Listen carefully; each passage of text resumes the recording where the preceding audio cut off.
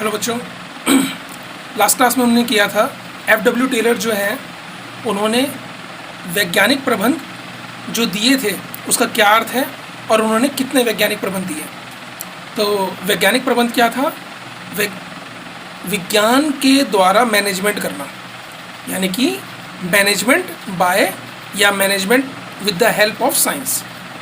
विज्ञान की मदद से प्रबंध को या प्रबंध के कार्य को पूरा करना। तो जब उन्होंने वैज्ञानिक प्रबंध के बारे में सब कुछ बताया तो उन्होंने साथ साथ फैक्ट्री के अंदर काम करने की जो तकनीक है, जो होनी चाहिए तकनीक, उनके बारे में भी बताया था कि जैसे अगर फैक्ट्री में बोला कि भाई आप मैनेजमेंट कीजिए, आप अपने लेबर से काम करवाइए, आप अपने सबऑर्डिनेट से काम करवाइए, तो साइंस का प्रयोग कीजिए। लेकिन केवल कह देने से काम थोड़ी ना चलेगा कि साइंस का प्रयोग कीजिए। तो उसके साथ साथ उन्होंने तकनीकों के बारे में भी बताया था कि अगर आप इन तकनीकों का प्रयोग करेंगे, इन मेथड्स का प्रयोग करेंगे, तो आप अपनी फैक्ट्री में बहुत अच्छे रिजल्ट प्राप्त कर सकते हैं। तो सिंपली क्या क्वेश्चन बनता है कि एफ.डब्ल्यू. टेलर ने जो विभिन्न साइंटिफिक जो टेक्निक्स बताई थी वो क्या क्या थी। तो टोटल उनके द्वारा 9 प्रकार की तकनीक दी गई थी, 9 टेक्निक्स बताई गई थी, तकनीकें बताई गई थी। तो एक एक करके उनके बारे में बात करते हैं। तो ध्यान रखिएगा, हेनरी फ्यूल ने केवल सिद्धांत दिए थे, एफ.डब्ल्यू. टेलर ने सिद्धांत भी दिए हैं और तकनीक भी दी है। हेनरी फ्यूल ने 14 सिद्धांत दिए थे, एफ.डब्ल्यू. टेलर ने 4 सिद्धांत दिए हैं और 9 तकनीक दी है। तो 9 और 4 13। तो काफ़ी हद तक अगर पॉइंट्स की बात की जाए तो वहाँ 14 पॉइंट थे, यहाँ 13 पॉइंट है। लेकिन फिर भी वहाँ पे 14 सिद्धांत है, यहाँ पे 4 सिद्धांत है। तो थोड़ा सा कन्फ्यूज़ ना हो जाइएगा। तो बुक में से भी आपको रीड आउट करना है इस सब चीज़ों के बारे में। तो सबसे पहले मैं क्या बात कर रहा हूँ यहाँ पर, एफ.डब्ल्यू. टेलर द्वारा दी गई विभिन्न तकनीक। तो सबसे नंबर 1 पर है सरलीकरण, सिंप्लीफिकेशन। एफ.डब्ल्यू. टेलर कहते हैं, या इस टेक्निक के बारे में बताने से पहले मैं आपको खाली एग्जांपल दे देता हूँ, उससे क्लियर हो जाएगा। जैसे मान लीजिए आपकी शर्ट की फैक्ट्री है, आपकी फैक्ट्री में शर्ट बनती है। तो शर्ट में आप देखते हो 34 साइज़ की शर्टें बनती हैं, 36 साइज़ की बनती हैं, 38 साइज़ की, 40 साइज़ की, 42 साइज़ की, 44 साइज़ की, एंड इसके आगे और भी जो 1-2 नंबर और बढ़ते हैं वो। तो अगर शर्टें बन रही हैं तो मोस्टली जो सबसे ज़्यादा यूज़ होती है वो यही सब है।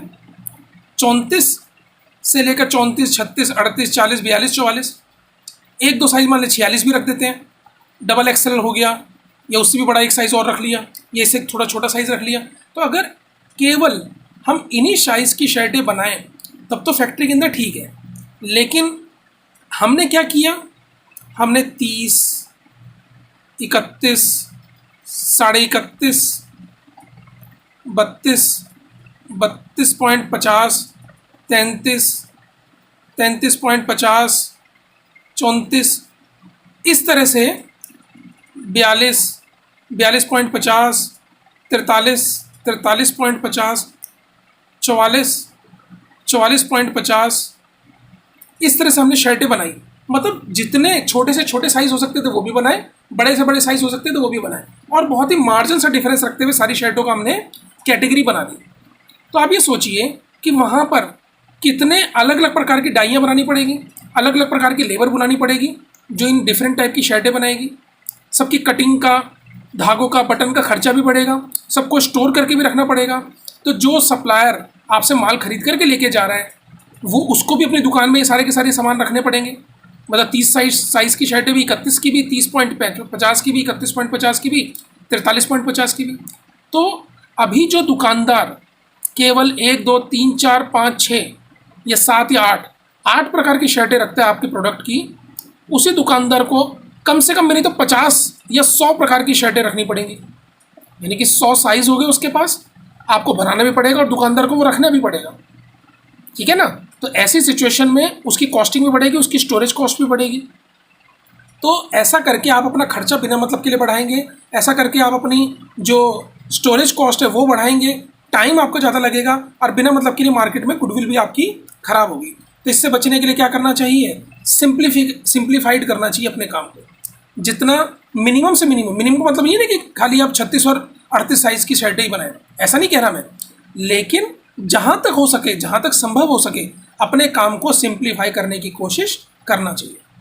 तो जो FW टेलर ने टेक्निक दी उनमें नंबर 1 पर क्या बताई गई है? नंबर 1 में सीरीज ऑर्डर में बात नहीं कर रहा, जो एक टेक्निक जो दी गई है उनके द्वारा क्या दी गई है? सरलीकरण, कि अगर आप अपने काम में अपना जो प्रोडक्ट आप बनाते हो उसके अंदर अगर सिंप्लीफिकेशन करोगे तो आपको अच्छे लाभ मिलेंगे। दूसरा उन्होंने सिद्धांत दिया था प्रमापीकरण। प्रमापीकरण, स्टैंडर्डाइजेशन। स्टैंडर्डाइजेशन का मतलब, जैसे इसको भी मैं आपको एग्जांपल के थ्रू बता देता हूँ। जैसे आप लोग हो, आप लोग जब 10th में आपने पेपर दिए तो अगर आपके 33% मार्क्स आए तो उसको किस कैटेगरी में रखा गया? पास्ड।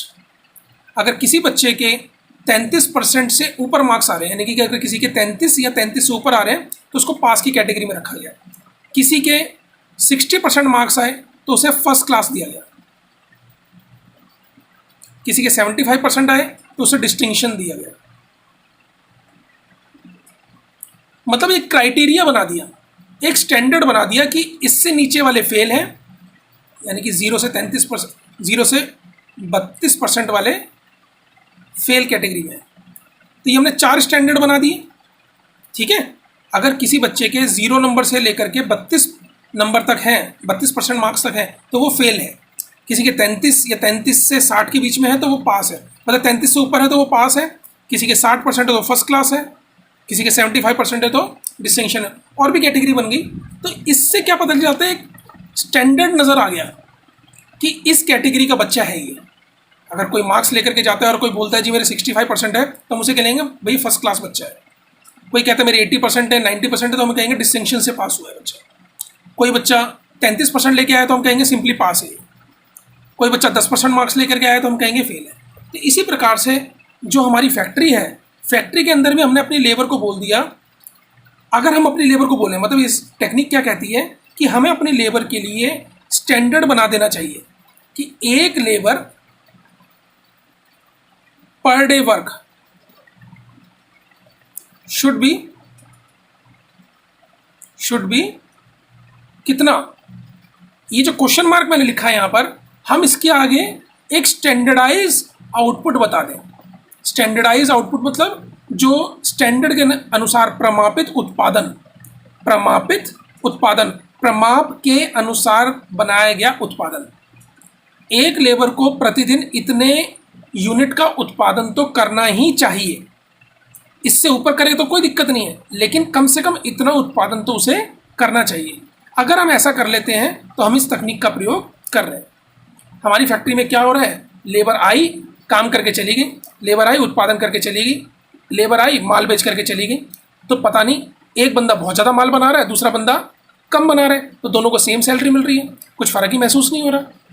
सेल डिपार्टमेंट है, 10 लेबर काम कर रही है, 10 वहाँ पे सेल्स एग्जीक्यूटिव काम कर रहे हैं, कोई कम माल बेच रहा है, कोई ज़्यादा माल बेच रहा है, किसी का कुछ बाइफर्केशन ही नहीं है, कोई डिफ्रेंसिएशन ही नहीं है। लेकिन अगर हम उनको एक स्टैंडर्डाइज आउटपुट में या स्टैंडर्डाइज सेल आउटपुट में डिग्निफाई कर दें कि भैया एक एक बंदे को कम से कम इतने यूनिट तो बेचनी ही है, पर डे भी हो सकता है, पर वीक भी, पर मंथ भी, या पर ईयर भी, जैसा हम उनको सामने स्टैंडर्ड बनाना चाहें, तो हम इसके माध्यम से उनकी कार्य करने की क्षमता में वृद्धि कर सकते हैं। तो जब वहाँ पे आलसी लेबर भी होगी, मतलब जो आलस करती है, जो मतलब ऐसी बस टाइम पास कर रही है, तो उसके अंदर भी कार्य करने की भावना बढ़ेगी।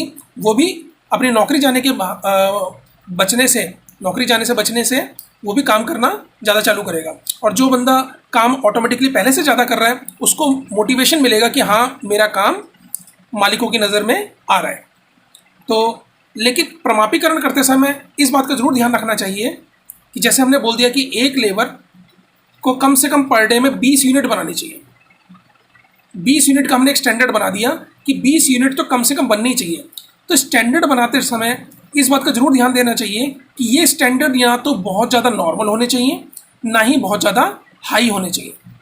बहुत ज़्यादा नॉर्मल का मतलब, हमारी फैक्ट्री में अगर 100 लेबर काम कर रही है, हर एक लेबर मतलब मरी से मरी लेबर जो बिल्कुल काम भी नहीं कर सकती, वो भी 25 यूनिट बना रही है, तो इसका मतलब हमने स्टैंडर्ड गलत बना रखा है।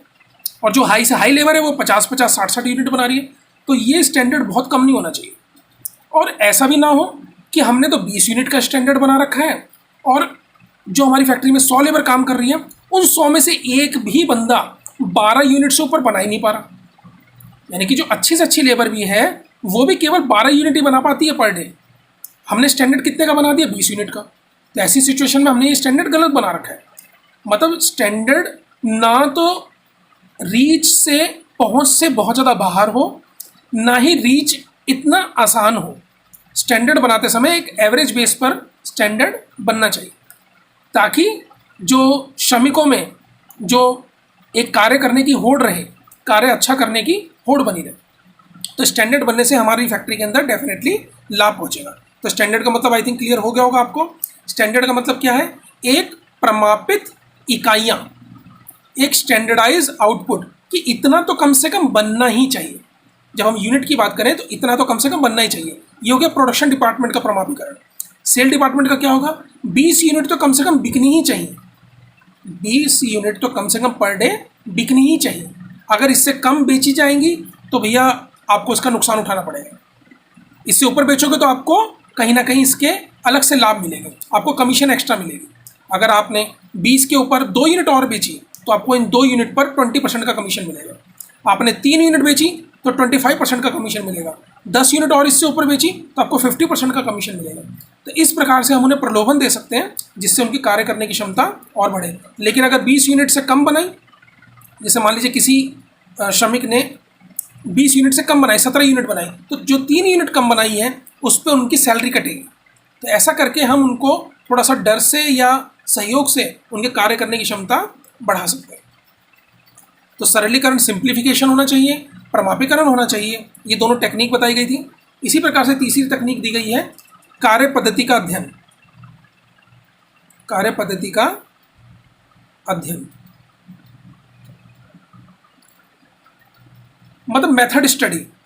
फैक्ट्री के अंदर जो हमारा कार्य किया जाता है, जो हमारी फैक्ट्री में जो माल बनता है, उसको बनाने की जितनी भी तकनीकें हो सकती हैं उन तकनीकों को लिखो। मतलब लेबर इंटेंसिव टेक्निक से माल बन सकता है, कैपिटल इंटेंसिव टेक्निक से माल बन सकता है, labour intensive plus capital intensive से माल बन सकता है, लेबर इंटेंसिव का 75% प्रयोग करके और 25% कैपिटल इंटेंसिव का प्रयोग करके माल बन सकता है। आपको पता ही होगा लेबर इंटेंसिव क्या है और कैपिटल इंटेंसिव क्या है। केवल लेबर से काम करवा करके काम करें, केवल मशीनों के माध्यम से काम करें, लेबर और मशीनों दोनों के प्रयोग से काम करें, लेबर का ज़्यादा प्रयोग करके काम करें। नंबर 5, मशीनों का ज़्यादा प्रयोग करके काम करें, इतने दिनों में काम करें, ज़्यादा लेबर लगा करके काम करें।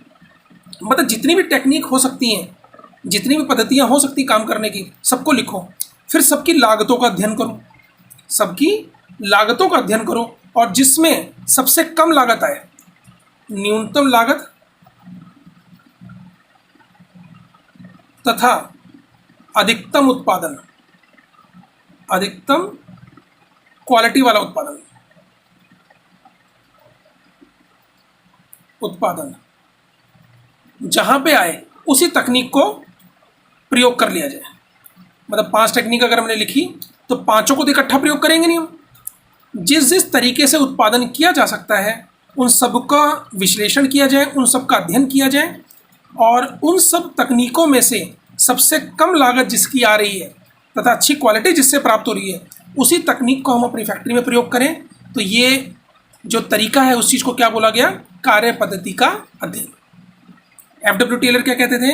हमारी फैक्ट्री में काम करने की जितनी भी तकनीक हो सकती है, जो प्रोडक्ट हम बना रहे हैं उस प्रोडक्ट को बनाने की जितनी भी तकनीकें, जितने भी तरीके हो सकते हैं, सब तरीकों का अध्ययन करो, यानी कि सबको लिखो, सबको बहुत ही माइन्यूटली स्टडी करो, और सबको स्टडी करने के बाद उनकी कॉस्ट शीट बनाओ, खर्चे की मतलब खर्चे का तरीका बनाओ कि खर्चे कितना कितना आएगा, सबसे कम खर्चा जिसमें आए और सबसे बेटर चीज़ें जिसमें प्राप्त हो, उन सबको मिला करके जो टेक्निक निकल करके आती है उसी टेक्निक का प्रयोग करो अपनी फैक्ट्री में, तो आपको डेफिनेटली फ़ायदा पहुंचेगा।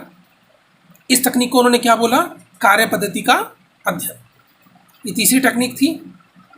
4th टेक्निक उन्होंने कहा गति अध्ययन।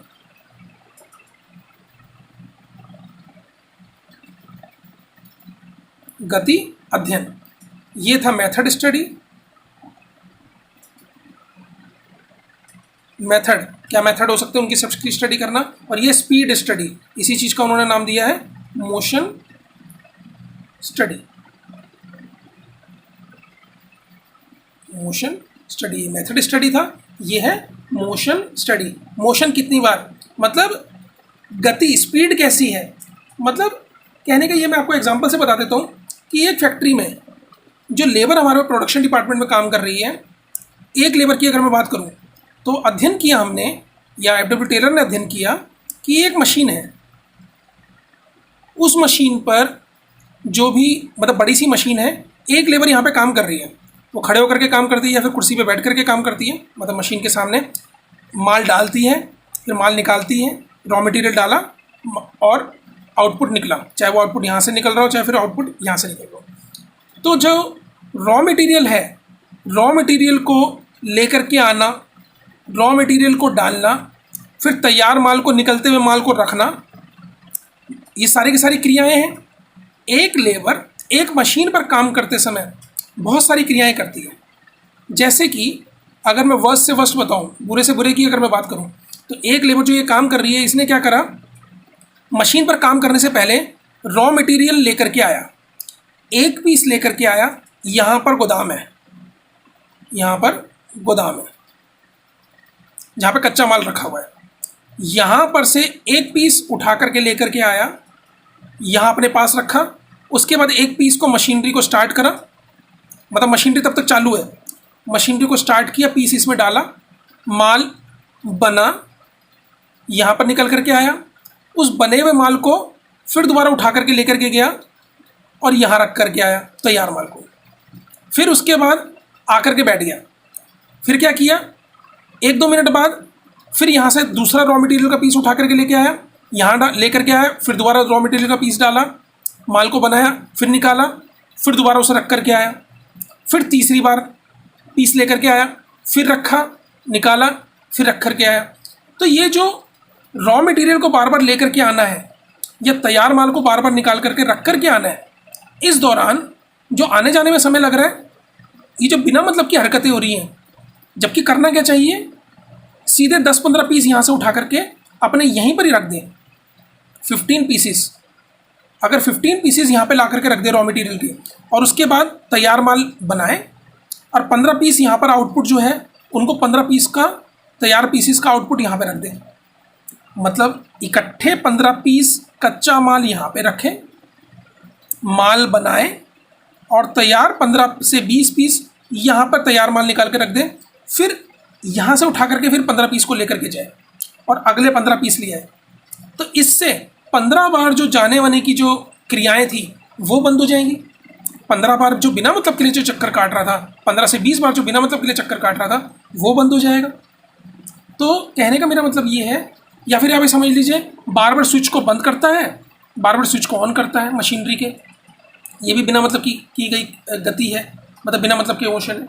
तो एफडब्ल्यू टेलर ये कहते थे, उन्होंने जो तकनीक है उसमें उन्होंने क्या बोला कि एक फैक्ट्री के अंदर हमें अध्ययन करना चाहिए, यानी कि एक प्रबंधक को अध्ययन करना चाहिए कि कर्मचारी बिना मतलब की कितने प्रकार की क्रियाएं करते हैं, या फिर दूसरे सिंपल भाषा में मैं बोलूं कि एक फैक्ट्री के अंदर जो हमारी लेबर है, जो काम कर रही है, वो कितने प्रकार की क्रियाएं कर रही है। मान लीजिए 40 प्रकार की क्रियाएं कर रही है, 40 प्रकार की क्रियाएं, 40 प्रकार की अगर क्रियाएं कर रही है, तो उसमें से जो काम वाली हैं, जो मतलब बेनिफिट वाली हैं, वो कितनी हैं, और बिना काम वाली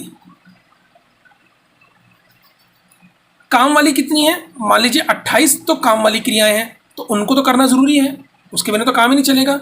लेकिन जो 12 बिना काम वाली क्रियाएं हैं, उनको हटा देना चाहिए, यानी कि उनको कम से कम करने का प्रयास करना चाहिए।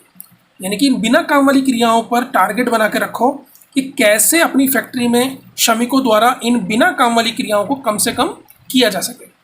जैसे कि इसको अगर मैं बात करूं, तो सामान लाने ले जाने के लिए एक दूसरी जो हेल्पर टाइप है उस व्यक्ति को लगा दिया जाए, वो यहाँ पे बैठा रहे, मेन काम करने वाला मिस्त्री, और एक जो दूसरा हेल्पर है वो रॉ मटेरियल लेकर के आए, रॉ मटेरियल इसको पकड़ाए और यहीं से रॉ मटेरियल उठा करके दोबारा रख करके आ जाए। तो ये भी हेल्पर की मदद से ये जो मेन मिस्त्री जो महंगा लेबर काम कर रही है, उसकी बिना मतलब के काम करने वाली जो क्रिया हैं उनको मिनिमम से मिनिमम किया जा सके।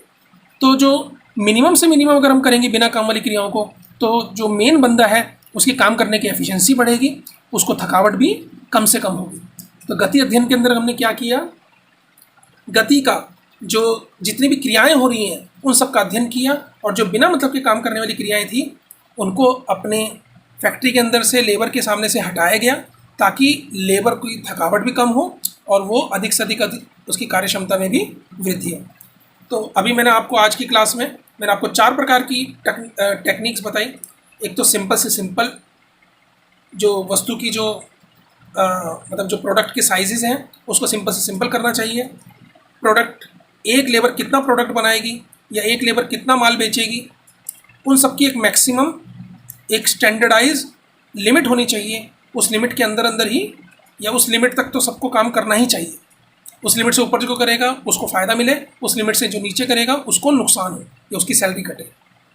कार्य पद्धति का अध्ययन कि एक काम करने के कितने तरीके हो सकते हैं, उन सब में से जो सबसे बेटर तकनीक है उसका प्रयोग करना। गति अध्ययन, एक फैक्ट्री में जो भी लेबर काम कर रही है उस लेबर को काम करते समय उसका अध्ययन करना कि कितने प्रकार की क्रियाएं वो कर रही है। आता है, माल बनाता है, यानी कि सबसे पहले तो आएगा, अपना बैग वैग टांगेगा, उसके बाद मशीनरी को ऑन करेगा, फिर रॉ मटेरियल लेकर के आएगा, रॉ मटेरियल डालेगा, रॉ मटेरियल की सफाई करेगा, फिर रॉ मटेरियल का जो आउटपुट आया है उसको इकट्ठा करेगा, उसकी साफ़ सफाई करेगा, फिर उसको बैठा रहेगा, देखता रहेगा, फिर उसके बाद रख करके आएगा। ऐसी पता नहीं कितने 50 क्रियाएँ करता है। तो उनमें से जो बिना काम वाली क्रियाएँ हैं उनको कम से कम करने का प्रयास करना चाहिए। तो ये थी हमारी चौथे प्रकार की तकनीक। नेक्स्ट क्लास में हम इसके आगे करेंगे।